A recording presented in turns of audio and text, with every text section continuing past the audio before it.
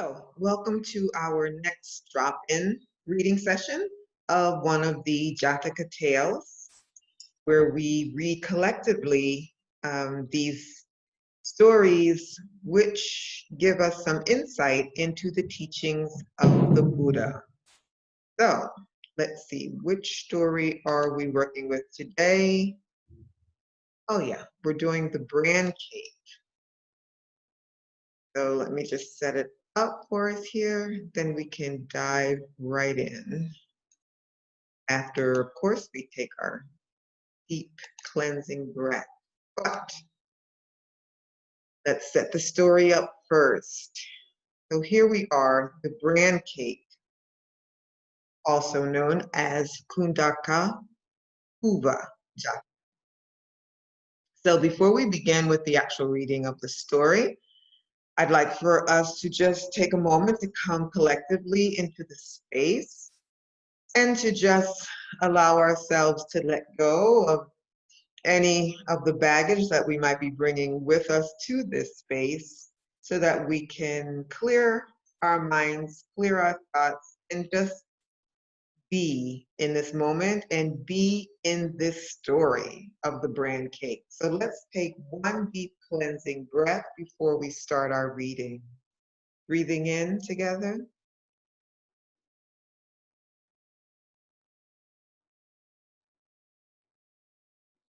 And breathing out together.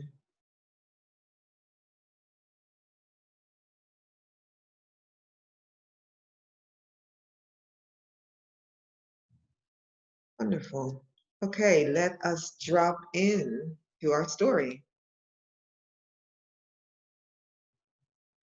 Our characters for this story only basically has three characters, which have lines that you'll be reading for, unless, of course, you read along with me as the narrator. Other than the narrator's voice, the three voices are the Buddha, the poor man, and the Deva. So you can choose which one of those characters you want to psych yourself up to read along for. The characters' names are here in red because that's how they appear in the text. You will see these names appear in red, and that gives you kind of a clue that you have some lines coming up. So those are our characters, and we can now begin our story. It was while staying at Jetavana that the Buddha told this story about a Bran cake. In Savatthi, the Buddha and the Sangha were often invited to breakfast. It might have been by a single family, by 3 or 4 families, or by all the families on a street. Occasionally, the entire city joined together to entertain them. One day, all the residents of a particular street were preparing a breakfast of rice, gruel, and cakes. One of the residents was an extremely poor laborer. In spite of his poverty, this man was determined to offer one cake. He carefully scraped empty rice husks and kneaded the red powder with water into a round cake, which he wrapped in a leaf. Since he was too poor to own an oven, he baked his cake in the embers of a fire. When it was done, he resolved that no one but the Buddha should have it. He lined up with the other donors, but chose a place near the Buddha. As soon as the offering of cakes began, he stepped forward and placed his Bran cake in the Buddha's bowl. After having received the poor man's offering, the Buddha held his hand over his bowl, refusing all other cakes. He ate only that one Bran cake. Everyone in Savatthi immediately learned that the enlightened one had not disdained to eat the poor man's cake. Farmers, porters, nobles, and even the king himself rushed there. After paying their respects to the Buddha, they crowded around the poor man. Many people offered him food and money if he would give them the merit of his offering. Not sure how to respond to these requests, the poor man approached the Buddha explained the situation, and asked what he should do. Take whatever they offer, said the Buddha, and let your merit be shared by all living beings. Having heard that, the man accepted all offerings and shared his merit. In all, he received 9 crores of gold. That evening, the king sent for the poor man and appointed him treasurer. Later, in the Hall of Truth, bhikkhus were talking about this incident. When the Buddha heard what they were discussing, he said, "Bhikkhus, this is not the first time that I have honored that poor man, and that because of me, he became treasurer." Then he told this story of the past. Long, long ago, when Brahmadatta was reigning in Varanasi, the people were superstitious and frequently worshipped various devas. During festivals, a family would make offerings at their own particular tree, giving garlands, incense, perfume, and rich oil cakes to their tree deva. One poor man, however, whose deva lived in a castor oil tree, could not afford any of these gifts. The best he could do was to make a simple bran cake which he baked in an empty coconut shell. When he finished baking his cake, he carried it to the tree. Standing before the castor oil tree, the man became embarrassed. Tree devas are accustomed to heavenly food, he thought. Surely the deva of my tree will not want this wretched bran cake. I know it is not good enough for the deva, but I hate to waste it completely. Why don't I just quietly eat it myself? As he turned to leave, the deva called out from a fork in the tree. "My good man," he said, "if you were a great lord, I would receive delicate white rolls made from the finest flour. Just because you are poor, don't deprive me of my offering. If you do not offer me your bran cake, I will get nothing. Let me partake of the same fare as you." Hearing this filled the poor man with great joy, and he gently laid the cake at the foot of the tree. After savoring the cake, the deva asked him, "Why do you worship me?" "I am a poor man, my lord," the poor man replied, "and I worship you in hope that my burden of poverty will be eased." "Sir, be of good cheer," the deva exclaimed. "You have made an offering to one who is grateful for every kind deed. Buried around this tree are many pots of gold. Go to the king and ask for several wagons. Come back and dig up the gold. Load all of the pots onto the wagons, take them to the palace, pile them in the courtyard, and you will be rewarded."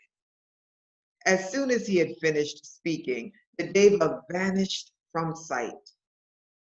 The poor man did exactly as the deva had instructed, and the king was so pleased that he appointed the man treasurer. After many years at his post, the treasurer passed away to fare according to his deserts.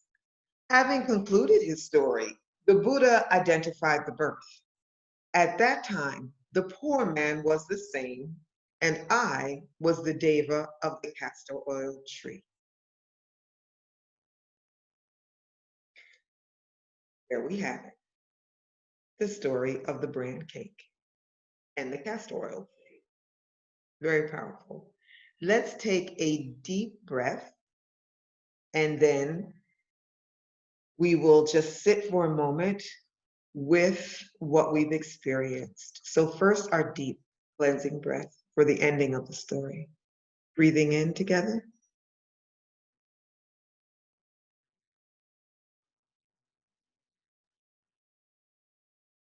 And breathing out together.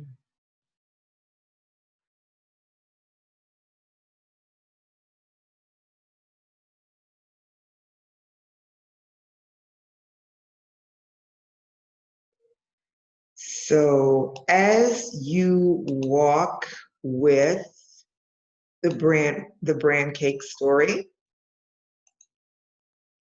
through this week.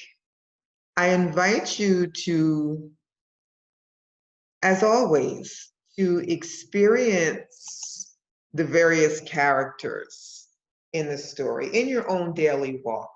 Experience the perspective of these characters, the perspective of, in this case, the poor man, the perspective of the Buddha, who also lived the life of the Deva. So again, with our Jataka Tales, the characters that the Buddha represents are all incarnations in various lifetimes. And so as such, they offer the opportunity for a variety of lessons to be learned and perspectives to be experienced. And that's what we're working with here, not just the reading of the tale from a literary standpoint, but also from a meditative standpoint of experiencing view, experiencing perspective. So we have these three opportunities to experience these three perspectives in our lives and see what we feel, what we notice, and what we bring back to ourselves from that experience and from those perspectives. So we had the poor man who, in a quite humble way, did not feel that his offering was sufficient, did not feel that his offering was enough to either please the Buddha or to please the Deva. But of course, in both instances, it was enough. It was enough because neither one of those incarnations, as the Buddha or as the Deva, had any expectations of the poor man. It was already known that whatever he would offer would be good enough. And if we can walk with that even in our own travels, knowing that whatever it is that we are bringing to this world, bringing to our lives, is good enough, that it is an offering that will be well received in spaces and places where there are no expectations.